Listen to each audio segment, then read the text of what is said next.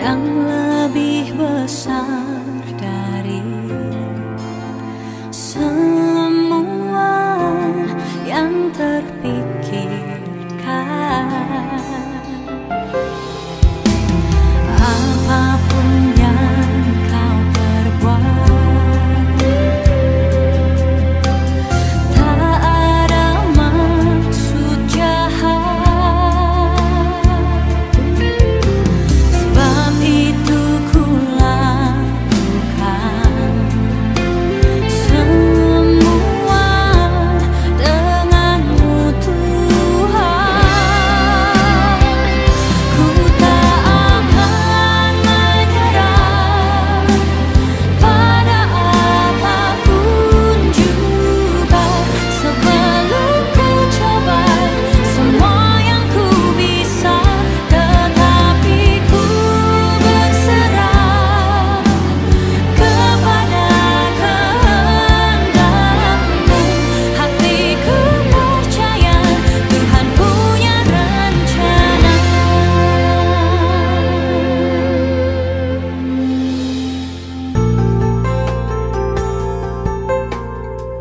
Kami bersyukur untuk nama Tuhan Yesus Kristus yang penuh kuasa. Nama Tuhan Yesus Kristus, nama di atas segala nama. Dalam nama Tuhan Yesus Kristus, kami telah menerima keselamatan yang kekal. Dalam nama Tuhan Yesus Kristus, kami telah menerima pengampunan dosa. Dalam nama Tuhan Yesus Kristus, kami telah menerima kesembuhan dan mujizat. Dalam nama Tuhan Yesus Kristus, kami telah disucikan, dikuduskan, dibenarkan, dan dimuliakan. Dalam nama Tuhan Yesus Kristus, kami telah menerima kuasa menjadi anak-anak Bapa di surga. Dalam nama Tuhan Yesus Kristus, bertekuk lutut segala yang ada di langit dan yang ada di atas bumi dan yang ada di bawah bumi. Biarlah segala lidah mengaku Yesus Kristus adalah Tuhan bagi kemuliaan Bapa sampai selama-lamanya. Haleluya.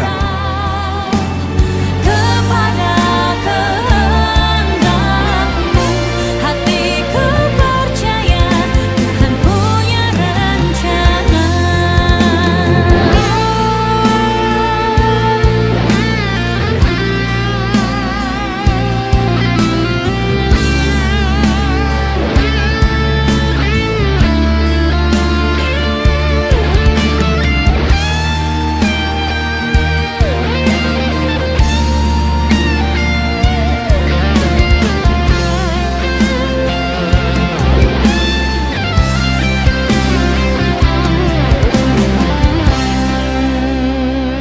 Ku tak akan menyerah pada apapun juga, sebelum ku coba semua yang ku bisa, tetapi ku berserah kepada kehendak-Mu.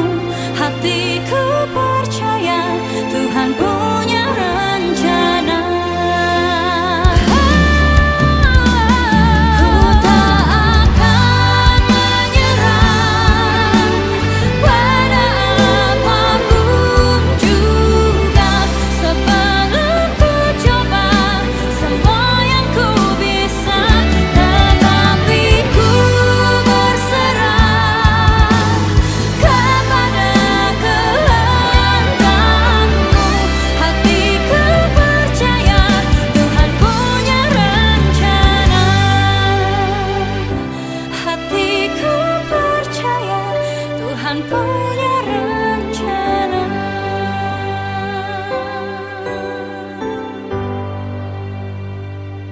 Bapa, kami bersyukur karena Tuhan Yesus Kristus, roti hidup, yang telah turun dari sorga, yang telah memberikan dagingnya untuk hidup dunia, yang telah merendahkan diri dan taat sampai mati, bahkan mati di kayu salib, dikuburkan dan bangkit dari antara orang mati, menjadi Tuhan, naik ke sorga, duduk di sebelah kanan Bapa, menjadi imam besar agung dan pembela kami. Tuhan Yesus, Engkaulah kekudusan kami. Tuhan Yesus, Engkaulah kebenaran kami. Tuhan Yesus, Engkaulah penebusan kami. Di dalam-Mu tidak ada lagi ketakutan, tidak ada lagi pendakwaan dan penghukuman. Tuhan Yesus, Engkaulah hikmat kami. Tuhan Yesus, Engkaulah pendamaian atas segala dosa-dosa kami. Di dalam-Mu kami dapat mengampuni dan mengasihi semua orang yang bersalah kepada kami. Tuhan Yesus, tubuh-Mu adalah benar-benar makanan, dan darah-Mu adalah benar-benar minuman. Kami tinggal di dalam-Mu, dan Engkau tinggal di dalam kami. Tuhan Yesus, di dalam-Mu kami hidup di bumi sekarang ini, seperti Engkau di surga. Ya Bapa, terima kasih oleh ketaatan Tuhan Yesus Kristus, kami telah menjadi orang benar, menerima makanan dan pengampunan setiap hari. Haleluya, kami mengucap syukur Bapa, buat kasih-Mu, buat kemurahan-Mu. Kalau kami ada sampai pagi hari ini, itu semua karena kemurahan Tuhan, karena kasih Bapa yang besar di dalam kehidupan kami. Kami tahu Engkau terus memegang tangan kami. Kami tahu Engkau terus mengasihi kami. Kami tahu rancangan-Mu tidak pernah gagal dalam kehidupan kami. Sesungguhnya hidup kami hanyalah kasih karunia Bapa yang berlimpah-limpah Engkau curahkan, karena Engkau sangat mengasihi kami. Kami mau belajar isi hati-Mu, buat kami mengerti kebenaran-Mu, karena kami tahu firman-Mu adalah pelita bagi kaki kami, terang bagi jalan-jalan kami. Kami berjalan dalam terang firman Tuhan, kami luput, dibebaskan, dimerdekakan, dikuatkan, diberkati, bahkan semakin kuat di dalam Engkau. Terima kasih Bapa, di dalam nama Yesus kami berdoa, mengucap syukur. Haleluya. Amin, amin, amin. Puji Tuhan, Bapak Ibu Saudara yang dikasihi Tuhan Yesus Kristus, Shalom. Selamat pagi, kita berjumpa kembali pada pagi hari ini dalam program Doa Pagi dan Good News Today. Saya percaya kasih Bapa, kemurahan Tuhan sempurna di dalam kehidupan kita. Sepanjang bulan ini kita berbicara tentang rest, just rest di dalam Dia. Karena cara untuk memulai segala sesuatu adalah dengan tenang. Kita tidak bisa mendapatkan hasil maksimal jika startnya kita terburu-buru, jika startnya kita panik, jika startnya kita ketakutan. Tapi jika kita tenang, maka kita akan berpikir dengan tenang. Maka saya percaya kita bisa membuat keputusan-keputusan yang terbaik di dalam kehidupan kita. Hari ini kita akan belajar rest. We are not under law. Tenanglah, restlah, percayalah, damai sejahtera lah. Karena saudara dan saya tidak di bawah hukum Taurat lagi. Bapak Ibu Saudara yang dikasihi Tuhan, banyak orang tidak bisa tenang di dalam kehidupannya. Tidak bisa menikmati damai sejahtera. Alasannya kenapa? Karena dia punya beban. Karena dia tertekan. Karena dia punya begitu banyak tuntutan yang menuntut dia. Di dalam Matius 11 ayat yang ke-28, di sana Yesus berkata bahwa marilah kamu yang letih lesu berbeban berat, Aku, Yesus, akan memberikan kelegaan kepadamu. Dari ayat ini kita punya dua alasan mengapa orang tidak bisa rest, mengapa orang tidak bisa lega, tidak bisa tenang kehidupannya. Karena yang pertama adalah dia merasa letih, dia merasa lesu, dia capek dengan mungkin rutinitas, dia capek dengan begitu banyak tekanan. Dan yang kedua, alasan seseorang tidak bisa rest adalah karena dia punya beban yang berat yang dia pikul. Dari manakah beban itu? Galatia 5 ayat yang pertama dikatakan begini, supaya kita sungguh-sungguh merdeka, Kristus telah memerdekakan kita. Karena itu, perhatikan, karena itu berdirilah teguh dan jangan mau lagi dikenakan kuk perhambaan. Kuk perhambaan, beban yang berat, beban perhambaan. Nah, dari manakah perhambaan itu? Di Galatia pasalnya yang keempat, di pasal sebelumnya, di sana Paulus sedang berbicara tentang ahli waris dan budak. Paulus sedang berbicara tentang Syarah dan Hagar. Hagar adalah Gunung Sinai. Kita bisa menemukan di dalam Galatia pasalnya yang keempat di sana. Di Gunung Sinai itu berbicara tentang hukum Taurat, di mana Musa pertama kali menerima hukum Taurat. Hagar juga gambaran tentang perbudakan, tentang kehambaan. Berbicara tentang apa? Beban, tuntutan. Jadi beban itu berasal dari tuntutan hukum Taurat. Dengan kata lain, setiap kali kita merasa tertuntut, merasa berbeban berat untuk melakukan sesuatu, untuk mencapai sesuatu, maka itulah yang akan membebani kita, sehingga ujungnya kita tidak akan bisa rest di dalam menjalani kehidupan. Ini adalah pola kerja iblis. Dia menuntut kita, dia membebani kita dengan begitu banyak hukum, begitu banyak tuntutan. Supaya apa?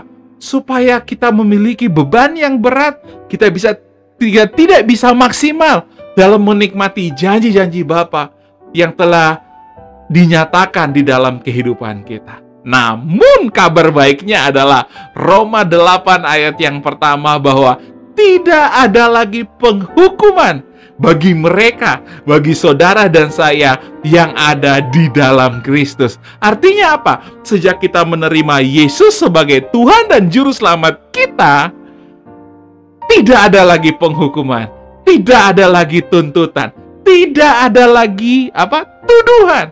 Karena kenapa? Karena Yesus telah memerdekakan kita dari segala hukum, tuntutan hukum Taurat, sehingga kita bisa menikmati damai sejahtera.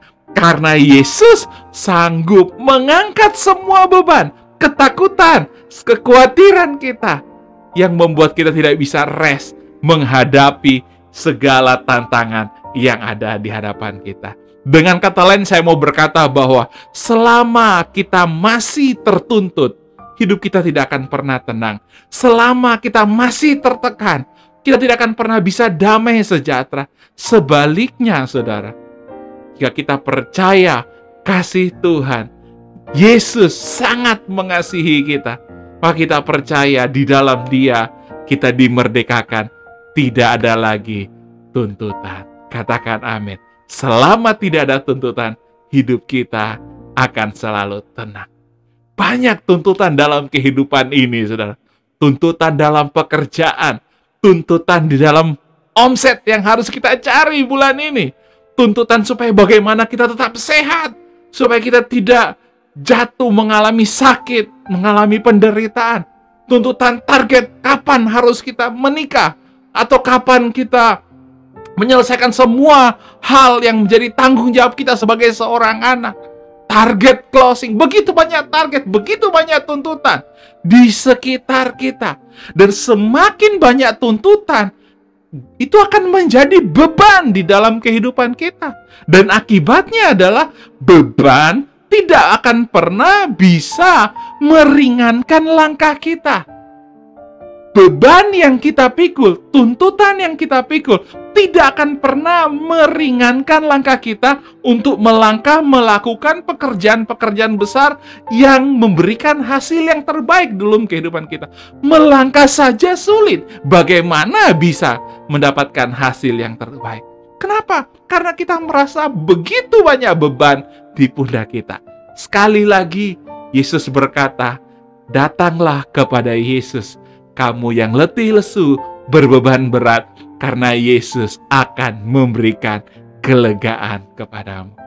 Kabar baiknya Matius 5 ayat yang ke-17 dikatakan begini, janganlah kamu menyangka bahwa aku datang untuk meniadakan hukum Taurat atau kitab para nabi. Aku datang bukan untuk meniadakannya, tetapi untuk menggenapinya. Garis bawahi, Yesus datang bukan meniadakan, tetapi untuk apa? Menggenapi hukum Taurat. Yesus tidak meniadakan, menghapus hukum Taurat, tapi menggenapi. Dengan kata lain, saudara, hukum Taurat itu masih ada. Di luar Yesus, kita akan hidup di bawah tuntutan hukum Taurat. Tetapi di dalam Yesus, kita percaya segala tuntutan itu telah digenapi, telah diselesaikan oleh Tuhan Yesus Kristus.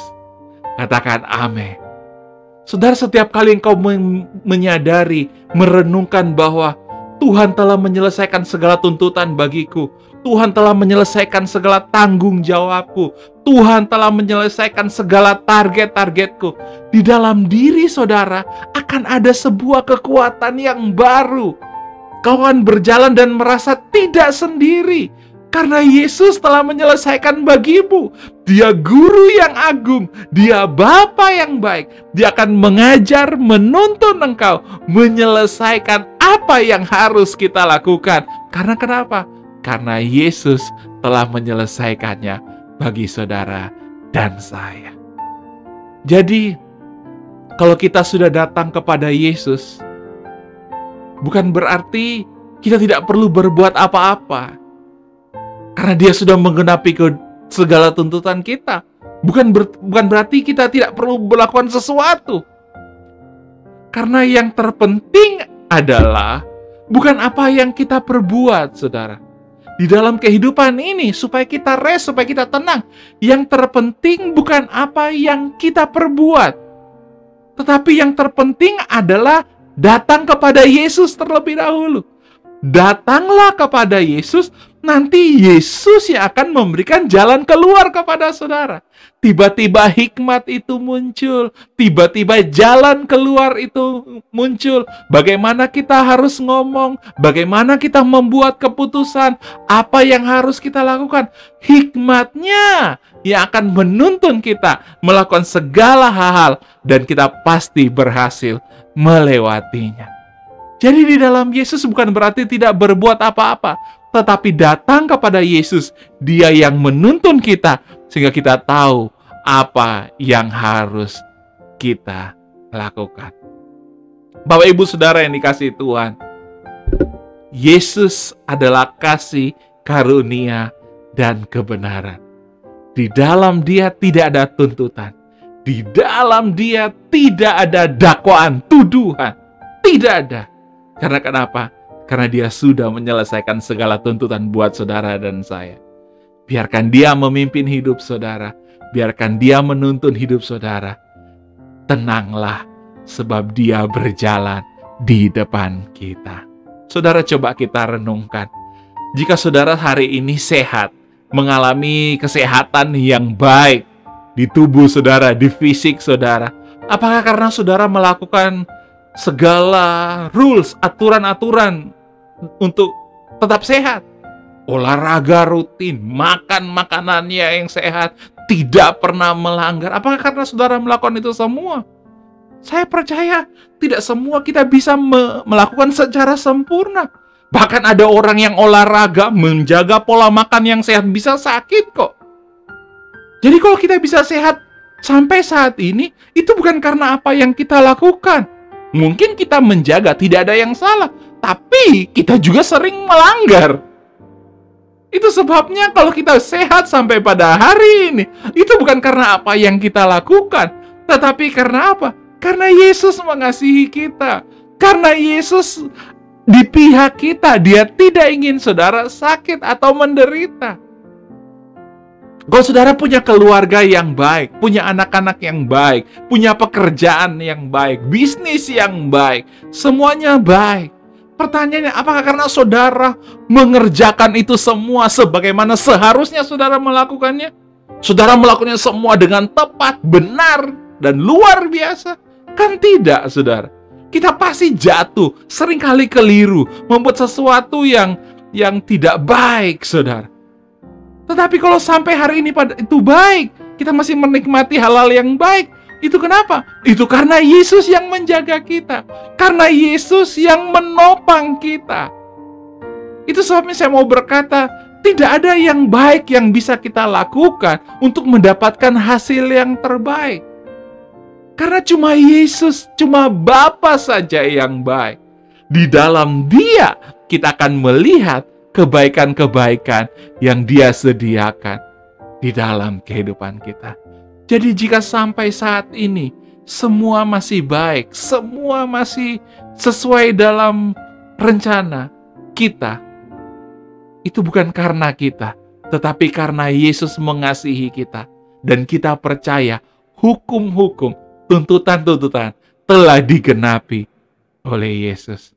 Sebaliknya, jika saudara belum mengalami sesuatu yang baik, saudara membutuhkan pemulihan, membutuhkan jalan keluar, saudara masih merasa doamu masih belum dijawab, belum mengalami mujizat, ingat, percayalah, akan datang masanya di mana Tuhan Yesus melakukan keajaiban dalam hidup kita, di mana Dia menolong kita.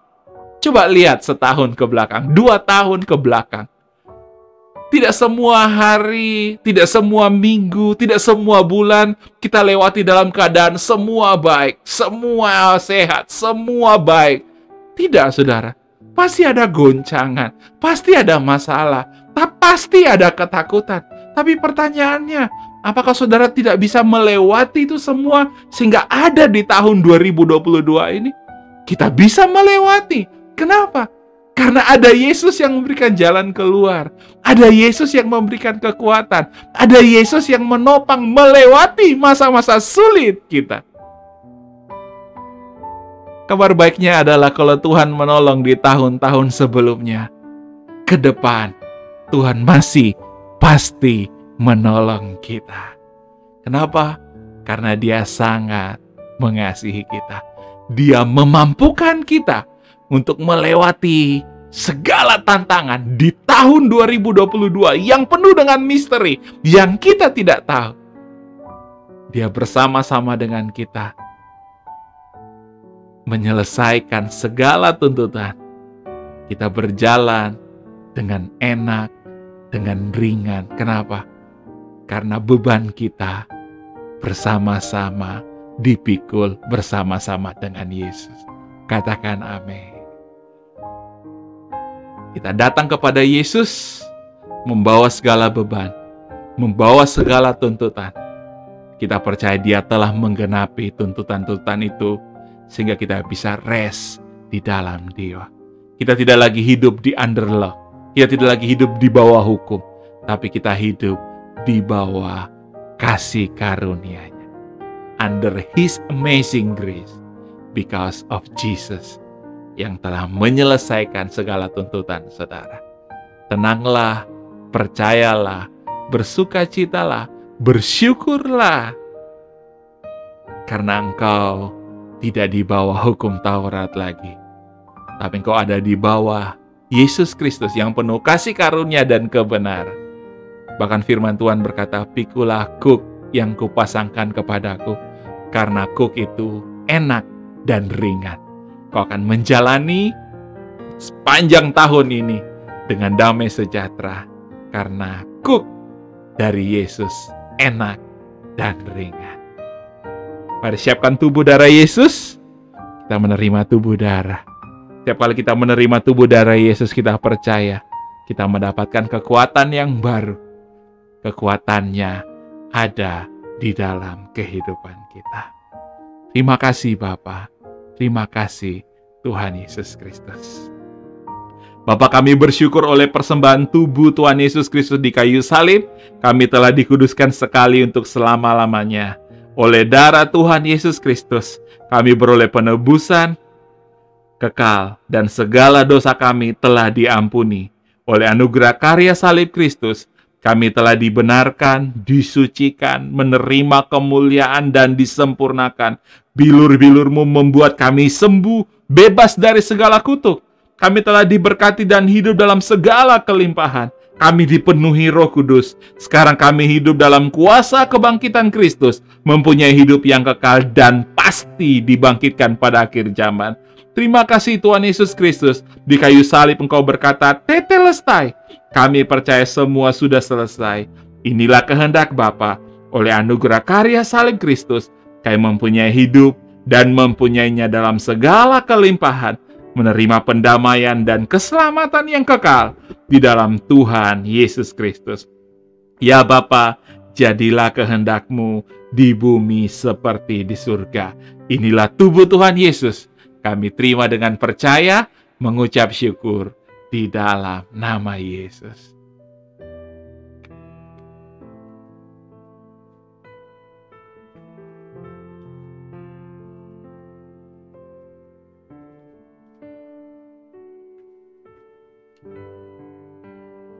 Angkat cawan darah Yesus, kita berdoa bersama-sama. Bapa, kami bersyukur oleh darah Tuhan Yesus Kristus yang ditumpahkan di kayu salib, kami telah menerima perjanjian baru dan kekal.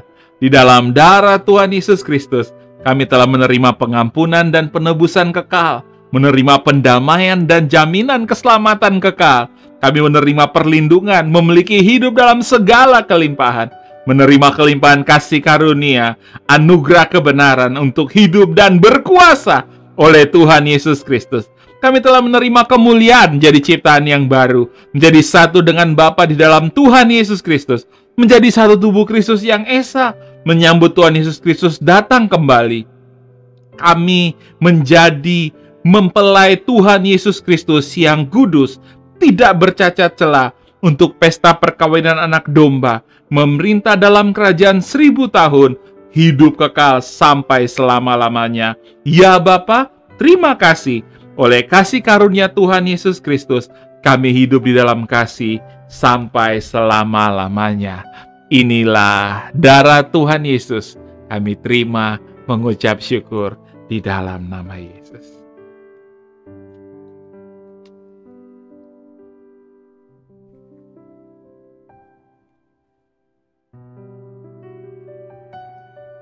Saudara yang punya minyak, silakan angkat, saya berdoa.